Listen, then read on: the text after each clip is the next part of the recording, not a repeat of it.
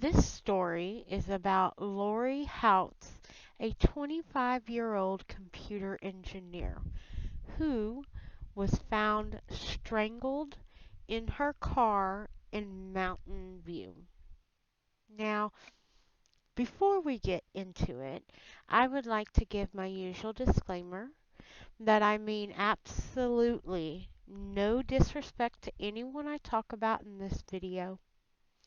This video is educational purposes only, and everything I'm about to say is just information that I found on the internet and compiling into one video. I would also like to say I am very sorry for being gone for so long. I had some personal stuff that had to do with family that I had to take care of. And as well, I got sick, pretty sick. I am doing better now for the most part, so I'm going to try to get back to one video a week. Fingers crossed on that one. So, let's get into the story. So, Laurie was a computer engineer living in California. And on September 5th, 1992, she was reportedly on her way from work at Adobe Systems and had planned to attend a wedding later that day with her boyfriend, Brent Fulmer. But Laurie never made it to the wedding. She was found strangled in her car on the side of the road near a garbage dump about a mile from her job several hours later by a jogger. She was found with a 3-foot nylon rope that was still tied in a square knot around her chin, mouth, and neck. And investigators found her footprints on the dashboard, providing evidence of a struggle. So authorities turned to Brent's roommate, John Woodward, as a prime suspect in Laurie's murder after finding his fingerprints on the outside door of her car. John was arrested and charged with the murder of Laurie. So he was arrested only a few months after Laurie was found murdered in her car, and prosecutors argued John was driven by jealousy to kill her. They argued that he was jealous of the intimate relationship between Laurie and Brent, and it drove him to murder her. Prior to John's arrest, police held a monitored call between Brent and his roommate, in which the roommate, John, did not deny killing her. According to police records, the records also said that John had asked Brent what evidence the police had against him and suggested they meet in a parking lot to discuss the matter. John was brought to court where he pled not guilty. He was tried 2 separate times in the 90s. Both trials ended in a hung jury. The first was a 8-4 count, and the next was a 7-5, both in favor of acquittal. The judge eventually dismissed the case due to insufficient evidence.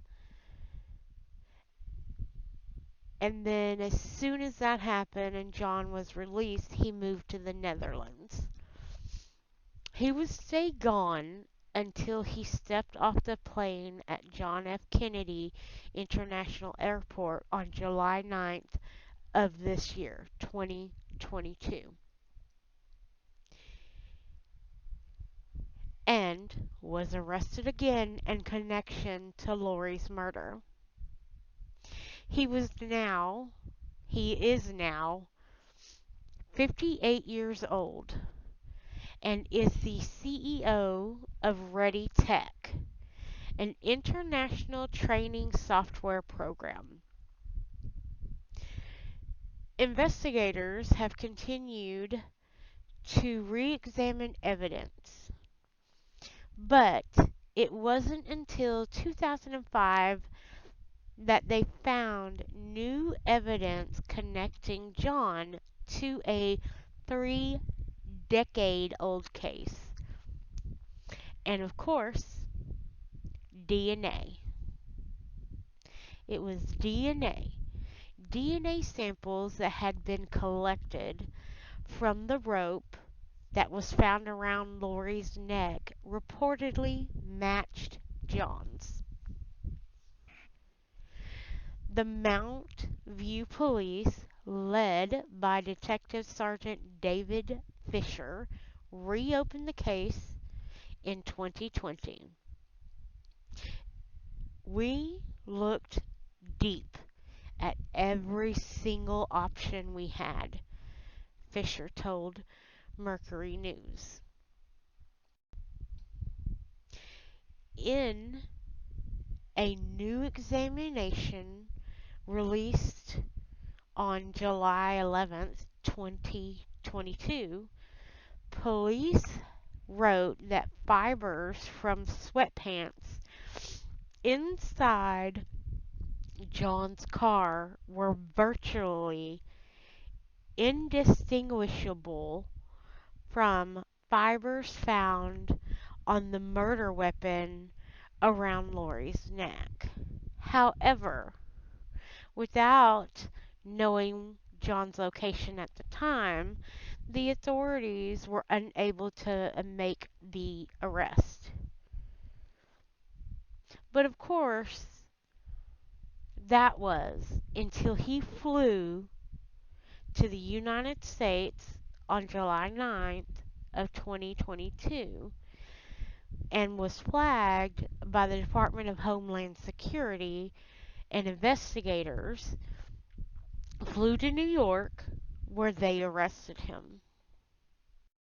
Now, authorities have until July 29th to send John to Santa Clara County in California, where he will await trial for his murder. And if he is convicted, he faces life in prison. In statements from Laurie's family, they said Laurie Ann Houts was a beloved family member and friend to many people. Although she was only 5 foot tall, she had a huge heart, and her humor and spunk were endearing to all. The way Laurie lived and treated people was a stunning example of what was right in the world. She was a gem to so many, but her bright light was taken from us at the young age of 25. They added, "We are hopeful that justice can finally be served for Laurie and incredibly appreciate the law enforcement agencies who have never given up on her." That is beautiful. And it is great to see when a law enforcement agency continues to investigate decades later until they do have evidence of the one they believe is the murderer, or have evidence of who really did it. Um, Not truly a happy ending for a case because there's still not a full closure. They do say they have evidence against the person, but that person still hasn't gone to trial yet, so that person does still need to go to trial. Um, so, unfortunately, I don't have that answer for you. But, so that is all the information I have found for this case. Again, thank you so much for watching, and I will see you all on the next story. If you liked the story, please like. If you have a story that you would really like me to look into, or if you have information on, please leave a comment below. Also, please consider subscribing. It will help my channel grow. Thank you so much.